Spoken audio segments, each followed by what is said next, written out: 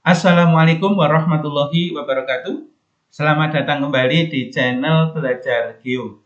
Pada video kali ini kita akan membahas tentang lokasi industri dan teori lokasi industri.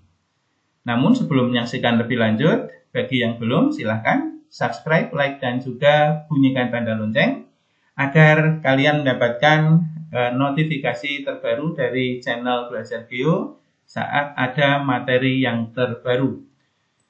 Kita mulai dari pengertian lokasi industri. Adalah tempat di mana kegiatan secara fisik dan non-fisik suatu industri itu berlangsung.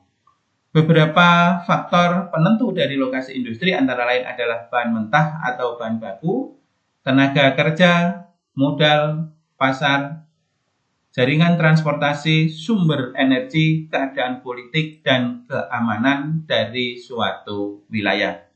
Dan penentuan lokasi industri biasanya berdasarkan pada salah satu saja atau dari beberapa faktor tersebut. Nah, inilah macam-macam lokasi industri yang umumnya ditetapkan. Yang pertama adalah lokasi industri di dekat bahan baku. Faktornya antara lain, bahan bakunya berat, seperti bahan marmer, bahan baku semen, besi, timah, dan lain-lain. Yang kedua, bahan baku mudah rusak atau basi, seperti bahan baku industri susu, kemudian industri pengemasan buah-buahan, sayuran yang sudah dikemasi dan ditaruh di pasar swalayan, dan itu akan cepat basi sehingga harus didekatkan dengan bahan bakunya. Kemudian juga untuk efisiensi transportasi atau memangkas biaya transportasi. Contoh-contohnya antara lain adalah industri marmer yang ada di Besole ya, di Tulungagung. Ini karena karena bahan bakunya berada di daerah Tulungagung. Yang kedua, semen Gresik berada di Gresik, walaupun sekarang juga sudah membuka cabang di Tuban dan Rembang. Itu didekatkan dengan lokasi pegunungan kapur yang ada di wilayah ketiga kota tersebut. Kemudian industri susu di Boyolali dan di Jogja, karena memang pusat peternakan ada di Boyolali dan Bantul ya, di dekat Jogja. Kemudian industri kilang minyak yang ada di Cepu di Cilacap, karena memang bahan bakunya berada di daerah Blok Cepu ya, seperti di daerah Tuban, Bojonegoro, Kabupaten Blora, dan sekitarnya.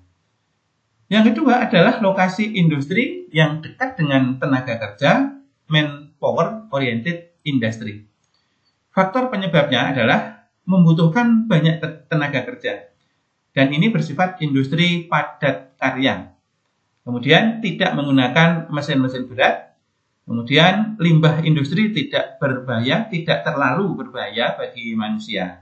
Contohnya adalah industri rokok, ini seperti ini, pasti banyak membutuhkan tenaga kerja. Ini banyak terdapat atau didekatkan dengan daerah-daerah yang padat penduduknya, seperti di Jawa Tengah itu di Kudus, kemudian di Jawa Timur itu di daerah kota Kediri dan di Malang. Kemudian yang kedua adalah, contohnya adalah garmen atau pakaian jadi. Ini banyak terdapat di daerah-daerah kemudian padat juga di kota Semarang dan juga ada di Surabaya. Batik ada di Solo, Pekalongan, Cirebon, Rembang, dan juga di Bali. Mebel banyak terdapat di daerah Jepara yang juga banyak tenaga kerja dengan biasanya biaya upahnya relatif murah, relatif rendah ya. Yang ketiga adalah lokasi industri dekat dengan pasar atau market oriented industry. Faktor penyebabnya, barang jadi atau produknya itu lebih berat dari bahan baku. Kemudian yang kedua, barang jadi lebih mudah rusak ataupun basi. Yang ketiga, sering berubah bentuk atau model. Kemudian wilayah pasarnya biasanya sangat luas. Contohnya adalah industri makanan dan minuman. Nah, ini kan juga akan cepat basi ya, kecuali sudah di produk dengan kemampuan bertahan sekian lama. Bagaimanapun produk ini akan bisa basi pada akhirnya sehingga harus dilokasikan dekat dengan pasar. Contoh yang kedua adalah cenderamata atau souvenir. Kemudian industri kerajinan seperti pakaian ya, tas, sepatu, dan juga industri perhiasan. Di luar dari 3 orientasi tersebut, industri juga bisa berorientasi atau berlokasi pada faktor yang lain, antara lain dekat transportasi, seperti jalan raya, kemudian jalan raya, sehingga kawasan industri juga biasanya dekat dengan jalan raya. Dekat dengan terminal, stasiun, pelabuhan, bandara, bahkan juga dekat sungai untuk industri-industri di Kalimantan, karena sarana transportasi banyak memanfaatkan sungai. Yang B, lokasi industri padat modal dan teknologi adalah industri yang ditempatkan di kawasan industri berat atau industri padat modal seperti otomotif, traktor, mobil, dan lain-lain, dan biasanya berada pada kawasan industri berat juga. Dan yang C adalah industri yang mengikuti peraturan pemerintah dan mematuhi pada lingkungannya. Ini adalah industri yang ditempatkan biasanya jauh dari pemukiman, sudah memiliki AMDAL, dan mematuhi peraturan pemerintah yang lain, biasanya adalah ramah lingkungan. Teori lokasi industri sekarang.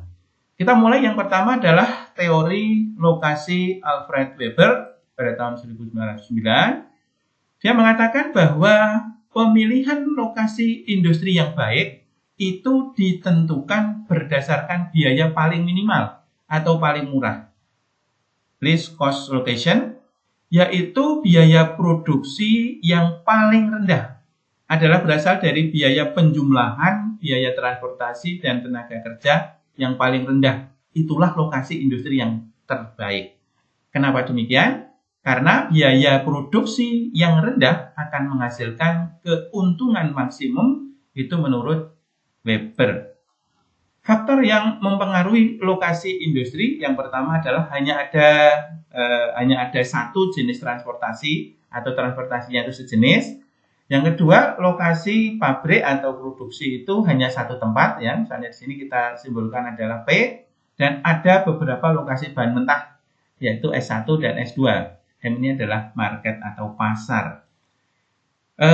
Oleh karena itu, Weber ini menggunakan konsep locational triangle atau segitiga lokasi untuk memperoleh lokasi optimum atau maksimal dengan mempertimbangkan bahan baku dan pasar. Inilah gambaran lokasi industri menurut Weber.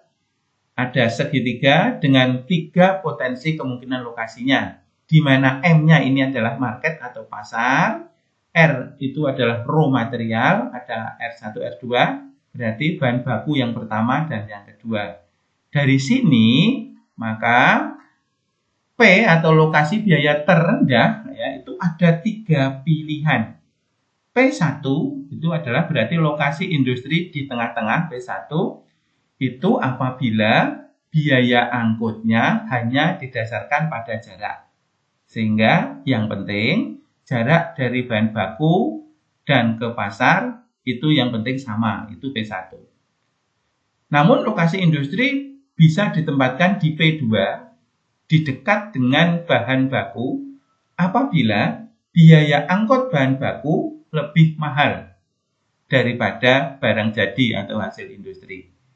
Dan P3 didekatkan dengan pasar apabila biaya angkut bahan baku lebih murah, sehingga jauh dari bahan baku tidak apa-apa. Ya, jadi biaya angkut bahan baku lebih murah dibandingkan biaya angkut hasil produksi atau barang jadi. Sehingga inilah lokasi industri menurut Weber. Yang kedua adalah teori lokasi industri optimum.